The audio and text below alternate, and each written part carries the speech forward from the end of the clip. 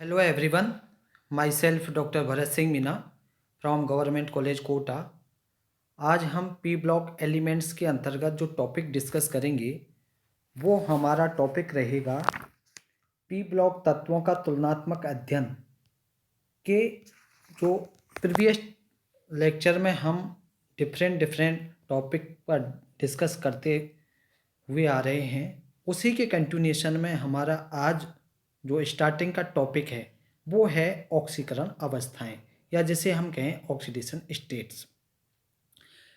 अब हम oxidation state P block तत्वों में किस प्रकार से बढ़ती है, देखिए पी ब्लॉक तत्वों में जो उसके बैलेंस सेल्स होते हैं, इलेक्ट्रॉनों की संख्या नंबर 3 से 7 तक लगातार बढ़ती जाती है और ये कई प्रकार की ऑक्सीडेशन स्टेट शो करते हैं।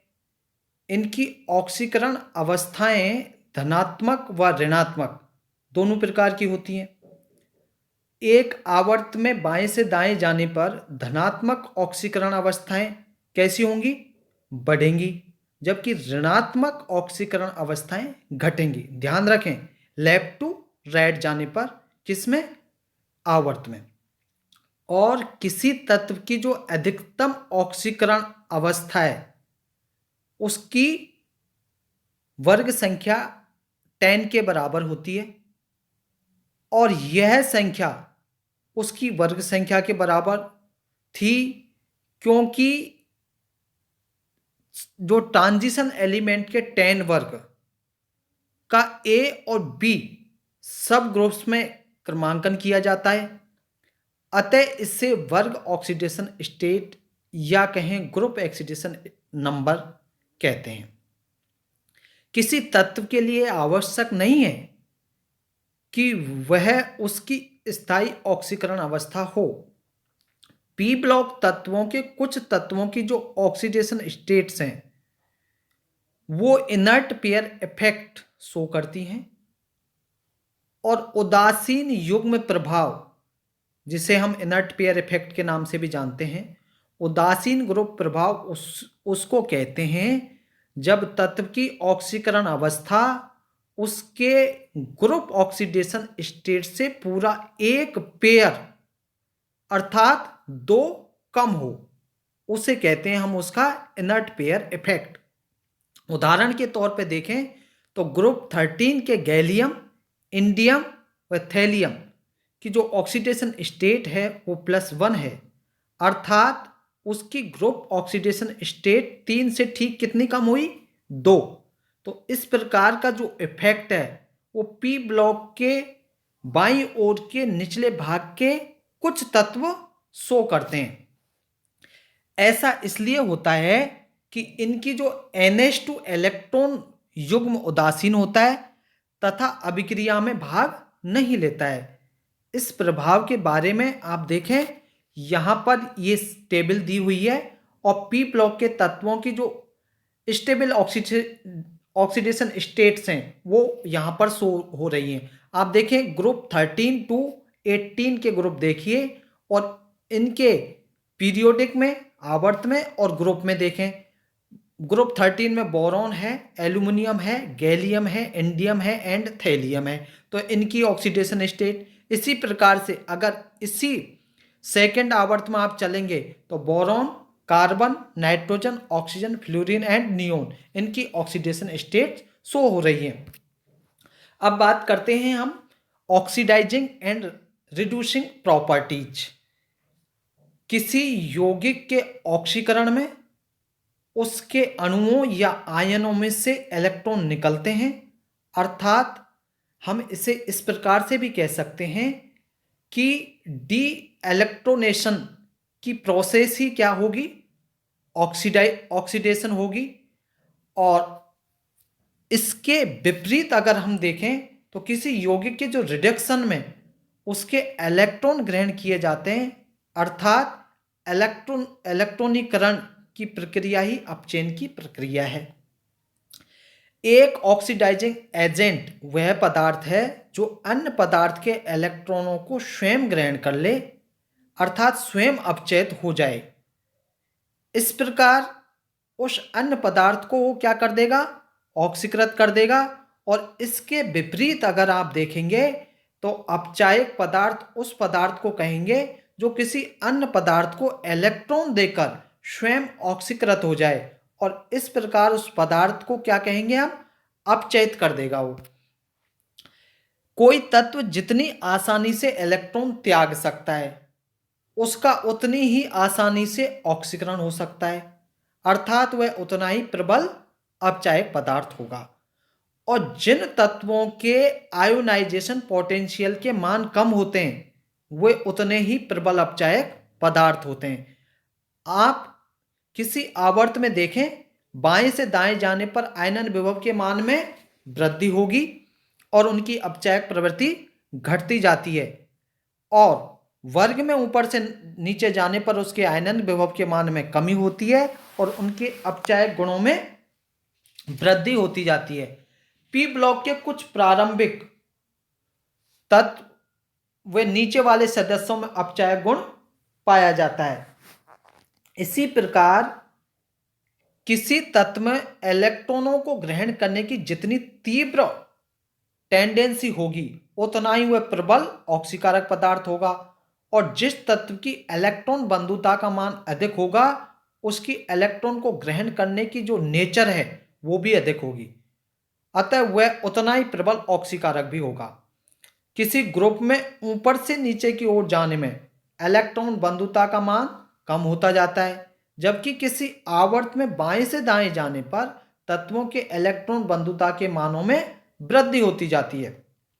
पी ब्लॉक के दाएं हाथ के ऊपरी तत्वों के इलेक्ट्रॉन बंधुता के मान अत्यधिक होंगे और वे तीव्र ऑक्सीकारकों की भांति व्यवहार करेंगे। अब हमारा जो नेक्स्ट तुलनात्मक अध्ययन का पी ब्लॉक तत्वों का पॉइंट है वो है हमारा उदासीन या कहें एक्रिय युग्म प्रभाव, या इसे हम कह सकते हैं इनर्ट पेयर इफेक्ट। जैसा कि हमने अभी जस्ट ये बता भी चुके हैं कि इनर्ट पेयर इफेक्ट क्या होता है, फिर भी एक बार पुनः इसका विस्तार से हम डिस्कस करें। पी ब्लॉक के तत्वों द्वारा दर्शाई जाने वाली अधिकतम ऑक्सीकरण अवस्था ग्रुप संख्या 10 अथवा G के बराबर होती है। क्लोरीन को देखें आप, क्लोरीन समूह का सदस्य है। क्लोरीन कौन से ग्रुप का सदस्य है, 17 का, और उसकी जो अधिकतम वैलेंसी है वो 17 - 10 करेंगे तो कितनी होगी, +7।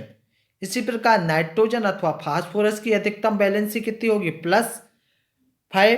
क्यों, क्योंकि दोनों कौन से ग्रुप के एलिमेंट हैं, 15 के, और 15 - 10 करेंगे तो कितनी होगी, +5।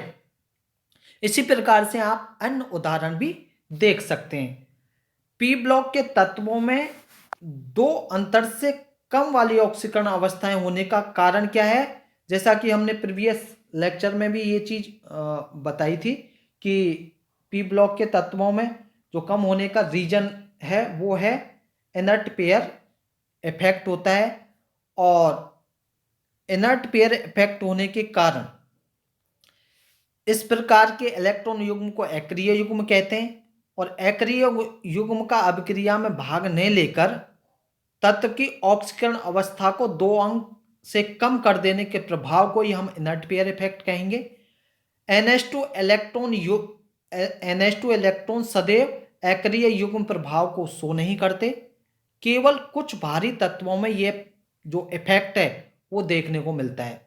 प्रमुख रूप से जो एक्रिय युग्म इफेक्ट है वो 2 सिचुएशंस में शो होगा। पहला, जब NH2 इलेक्ट्रॉन युग्म उच्च मुख्य क्वांटम संख्या वाले कोष में प्रेजेंट हों।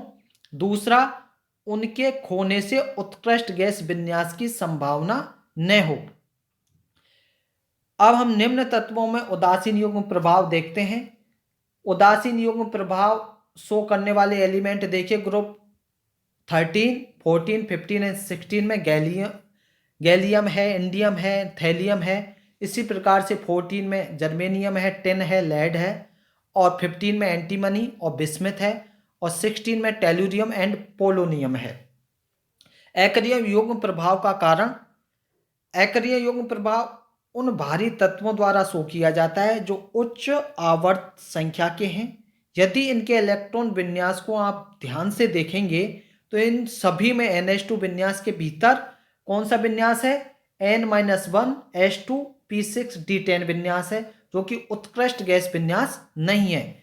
इन तत्वों के Np इलेक्ट्रॉन निकलने के बाद जो छोटा धनायन बन जाता है उसमें NH2 इलेक्ट्रॉन उसके अंदर वाले N-1 H2P6D10 इलेक्ट्रॉन के भीतर इस प्रकार से प्रवेश कर जाते हैं कि वह नाभिक के नजदीक हो जाते हैं और नाभिक द्वारा प्रबल आकर्षण बल से बंध जाते हैं। ऐसी सिचुएशन में इन NH2 इलेक्ट्रॉन को निकालकर आयनित करने में अथवा अयुग्मित करने में अधिक ऊर्जा की आवश्यकता पड़ती है, जबकि इन उच्च ऑक्सीकरण अवस्थाओं में बंद बनने पर मुक्त हुई ऊर्जा का मान कम होता है। ग्रुप 13 के देख लीजिए आप, गैलियम, इंडियम और थैलियम के क्लोरीन के साथ बनी बंधों की जो औसत ऊर्जाओं की वैल्यूज हैं वो इस प्रकार से हैं, 242 किलो जूल प्रति मोल, 206 और 153 किलो जूल प्रति मोल। इससे ये स्पष्ट होता है कि थैलियम के लिए 6H2 इलेक्ट्रॉन को अयुग्मित कर बंधन में भाग लेने के लिए उपलब्ध कराने में अधिक ऊर्जा की आवश्यकता पड़ेगी, क्योंकि Tl और Cl बंध बनने में मुक्त ऊर्जा का मान कम है। थैलियम +1 ऑक्सीकरण अवस्था में यौगिक बनाएगा और इसका 6H2 इलेक्ट्रॉन युग्म उदासीन ही बना रहेगा। स्पष्ट है कि थैलियम के लिए 6H2 इलेक्ट्रॉन को अयुग्मित कर बंध में भाग लेने के लिए उपलब्ध कराने में अधिक ऊर्जा की आवश्यकता पड़ेगी। इसके विपरीत अगर आप देखें, बोरॉन और एल्यूमिनियम में 2H2 और 3H2 इलेक्ट्रॉन को अयुग्मित करने में कम ऊर्जा की आवश्यकता होती है, जबकि इनके sp2 संकृत कक्षकों द्वारा सहसंयोजक बंध बनाने में मुक्त हुई ऊर्जा का मान उच्च होता है। उदाहरण देखें तो BCl3 BCl की औसत बंध ऊर्जा का मान 444 किलो जूल प्रति मोल होता है। अक्रिय युग्म प्रभाव एक ग्रुप अथवा समूह के ऊपर से नीचे जाने पर बढ़ता है। इसे स्पष्ट करने के लिए हम और एक्सप्लेनेशन देखते हैं। ग्रुप 13 के एलिमेंट देखें। ग्रुप 13 के सदस्यों के लिए +3 ऑक्सीकरण अवस्था 13 - 10 तो सभी तत्व शो करते हैं, किंतु अक्रिय युग्म जो प्रभाव है उसके कारण +1 ऑक्सीकरण अवस्था उत्पन्न केवल नीचे वाले सदस्यों द्वारा ही शो होती है। उसमें भी हम वर्ग में जितना नीचे जाते हैं +1 ऑक्सीकरण अवस्था उतनी अधिक स्थायी होती है, क्योंकि अक्रिय युग्म प्रभाव नीचे जाने पर बढ़ता जाता है। ये देखिए यहाँ पर इस प्रकार से टेल्यूरियम की सबसे अधिक, फिर गैलियम और इंडियम, और गैलियम यौगिक की गैलियम फर्स्ट, थैलियम, गैलियम और इंडियम यौगिकों से कहीं अधिक स्थायी है। और थैलियम फर्स्ट में देखें और इसकी +3 देखें तो थैलियम फर्स्ट यौगिक थैलियम थर्ड यौगिकों की तुलना में अधिक स्थायी होते हैं। इसी प्रकार से आप ग्रुप 14 के एलिमेंट्स में देख लें। ग्रुप 14 के एलिमेंट्स में कार्बन और सिलिकॉन तो +4 ऑक्सीकरण अवस्था ही शो करते हैं, लेकिन जर्मेनियम, टिन, लेड +2 और +4 दोनों ही ऑक्सीकरण अवस्थाएं शो करते हैं। जर्मेनियम से लेड तक जाने में जो इनर्ट पेयर इफेक्ट है वो बढ़ता जाएगा और जर्मेनियम से लेड तक जाने में +4 ऑक्सीकरण अवस्था की जो स्टेबिलिटी है वो घटती जाएगी, जबकि +2 ऑक्सीकरण अवस्थाओं का स्थायित्व बढ़ता जाएगा। ये देखिए जर्मेनियम +4, एंटीमनी +4 और लेड +4, इसमें जर्मेनियम की सबसे अधिक स्टेबिलिटी है। इसी प्रकार से अगर जर्मेनियम, टिन और लेड की बात करें तो इस प्रकार से +2 ऑक्सीकरण अवस्थाओं की स्टेबिलिटी बिल्कुल रिवर्स हो गई है। तो यहाँ हमने देखा कि किस प्रकार से ऑक्सीडाइजिंग एंड रिड्यूसिंग प्रॉपर्टीज होती हैं और ऑक्सीकरण स्टेट्स पी ब्लॉक के तत्वों द्वारा उनकी बैलेंसीज के बिहाफ पर किस प्रकार से उनकी ऑक्सीडेशन स्टेट शो होती हैं। साथ ही हमने इनर्ट पेयर इफेक्ट देखा। इनर्ट पेयर इफेक्ट में उनकी जो ऑक्सीकरण अवस्था है वो जी के बराबर होती है। और इनर्ट पेयर इफेक्ट से उन तत्वों की जो ऑक्सीकरण अवस्था है उन पर किस प्रकार से प्रभाव पड़ता है ग्रुप 13 एंड ग्रुप 14 के माध्यम से ये हमने समझने का प्रयास किया। साथ ही हम देखते हैं दूसरे शब्दों में अगर हम कहें तो ये कह सकते हैं कि जर्मेनियम फोर्थ यौगिक जर्मेनियम सेकंड यौगिक से अधिक स्थायी है। यदि जर्मेनियम सेकंड यौगिक है तो उसकी जो प्रवृत्ति है जर्मेनियम फोर्थ यौगिकों में परिवर्तन की रहेगी, जिसमें वह 2 इलेक्ट्रॉन को त्याग देगा और इस प्रकार ऑक्सीकृत हो जाएगा। इस प्रवृत्ति के कारण जर्मेनियम यौगिक प्रबल अपचायकों की भांति व्यवहार भी करेगा। ये देखिए, ये जी जर्मेनियम 2+ अस्थायी है, ऑक्सीडेशन होके ये जर्मेनियम +4 ऑक्सीकरण अवस्था है इसकी स्थायी हो गई। टिन में अक्रिय युग्म इफेक्ट देखें तो जर्मेनियम से अधिक होता है। टिन ऑक्सीकरण अवस्था उतनी अस्थायी नहीं होती जितनी जर्मेनियम +2, लेकिन उतनी स्थायी भी नहीं होती जितनी टिन की 4 होती है। टिन की Sn2+ की भी प्रवृत्ति को Sn4+ में परिवर्तित होती है। टिन सेकंड यौगिकों की तुलना में दुर्बल अपचायक होते हैं। ये देखिए Sn2+ कम स्थायी है, Sn4+ अधिक स्थायी है। इसी प्रकार लेड तक जाते जाते अक्रिय युग्म प्रभाव इतना तीव्र हो जाता है कि +4 ऑक्सीकरण अवस्था +2 की तुलना में कम स्थायी हो जाती है। Pb4 की इलेक्ट्रॉनों को ग्रहण करके +2 में परिवर्तन की जो नेचर है वो अत्यंत प्रबल होती है। Pb4 यौगिक तीव्र ऑक्सीकारक होते हैं। Pb4+ कम स्थायी है, 2 इलेक्ट्रॉन ग्रहण करके Pb2+ में परिवर्तित हो गया और ये इसकी अधिक स्थायी अवस्था हो गई। इसी प्रकार से एलिमेंट्स ऑफ 15 ग्रुप देखें। 15 ग्रुप में जब हम ऊपर से नीचे की ओर बढ़ते हैं तो नाइट्रोजन से बिस्मिथ की ओर बढ़ते हैं तो +3 ऑक्सीकरण अवस्था अधिक सामान्य होती है, जबकि तत्वों की +5 ऑक्सीकरण अवस्था में आने की प्रवृत्ति घटती जाती है। वर्ग के सभी भारी और अंतिम तत्व बिस्मिथ की +3 ऑक्सीकरण अवस्था अधिक स्थायी होती है। इसी कारण बिस्मिथ फिफ्थ यौगिक तीव्र ऑक्सीकारकों की भांति व्यवहार करते हैं। ये देखिए बिस्मिथ 5 कम स्थायी है, +2 इलेक्ट्रॉन ग्रहण किए और बिस्मिथ 3+ अधिक स्थायी हो गया। इस प्रकार हम देखते हैं कि अक्रिय युग्म प्रभाव के कारण किसी ग्रुप के सदस्यों के यौगिकों के व्यवहार में किस प्रकार से लगातार परिवर्तन होता है। Thank you.